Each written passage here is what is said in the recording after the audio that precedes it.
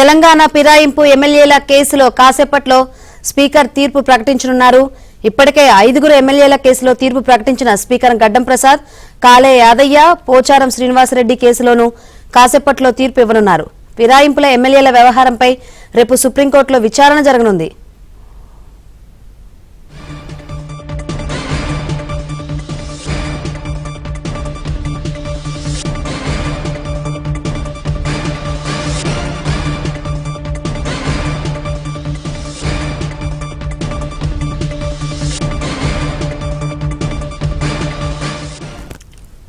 తెలంగాణ ఫిరాయింపు ఎమ్మెల్యేల కేసులో కాసేపట్లో స్పీకర్ తీర్పు ప్రకటించనున్నారు. ఇప్పటికే 5 ఎమ్మెల్యేల కేసులో తీర్పు ప్రకటించిన స్పీకర్ గడ్డం ప్రసాద్, కాలే యాదయ్య, పోచారం శ్రీనివాసరెడ్డి కేసులోనూ కాసేపట్లో తీర్పు ఇవ్వనున్నారు.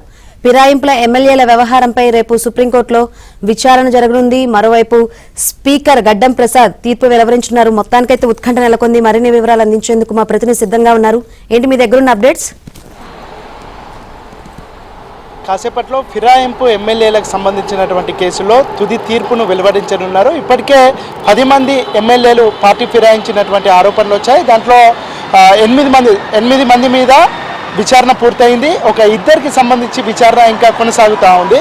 ఇంకా ఈ 8 మంది విచారణలో 5పై ఇప్పటికే తుది తీర్పు వెల్లడించారు. ఆ 5 ఎమ్మెల్యేలు పార్టీ మారని చెప్పుకోవడానికి తగిన ఆధారాలు లేవు. ఈ 5 ఎమ్మెల్యేలను బీఆర్ఎస్ ఎమ్మెల్యేలుగానే పరిగణిస్తున్నామని స్పీకర్ గడ్డం ప్రసాద్ కొన్ని రోజుల క్రితం తీర్పును వెలువరించారు. ఇక కాసేపట్లోనే మరొక 2 ఎమ్మెల్యేలకు సంబంధించినటువంటి కేసులో తీర్పును వెల్లడించనున్నారు. కాలే యాదయ్య, పోచారం శ్రీనివాసరెడ్డి ఈ 2 ఎమ్మెల్యేలపైన ఆరోపణలు వచ్చాయి. వాటికి సంబంధించినటువంటి విచారణ జరిగింది. వాళ్ళకు క్రాస్ ఎగ్జామినేషన్ చేశారు. దాంతోపాటు ఓవరాల్ ఆర్గ్యుమెంట్స్ కూడా విన్నారు. ఇక వీళ్ళిద్దరికి సంబంధించినటువంటి తుది తీర్పును కాసేపట్లోనే స్పీకర్ గడ్డం ప్రసాద్ వెలువరించనున్నారు. ఓపెన్ కోర్టులో జరిగినటువంటి ప్రొసీడింగ్స్ అన్నీ పూర్తయ్యాయి. దానికి సంబంధించి మరి కాసేపట్లోనే తీర్పును వెలువరించనున్నారు. ఇక 2 విషయంలో కూడా గతంలో 5 ఎమ్మెల్యేల కేసులో ఏ విధమైన తీర్పు వచ్చిందో ఈ 2 ఎమ్మెల్యేల విషయంలో కూడా అదే విధమైన తీర్పు వచ్చే అవకాశం ఉంది. ఈ 2 ఎమ్మెల్యేలు పార్టీ మారని చెప్పడానికి తగిన ఆధారాలు లేనందున ఈ 2ని కూడా బీఆర్ఎస్ ఎమ్మెల్యేలుగానే గుర్తిస్తున్నామనే విషయాన్ని స్పీకర్ గడ్డం ప్రసాద్ వెల్లడించే అవకాశం ఉంది.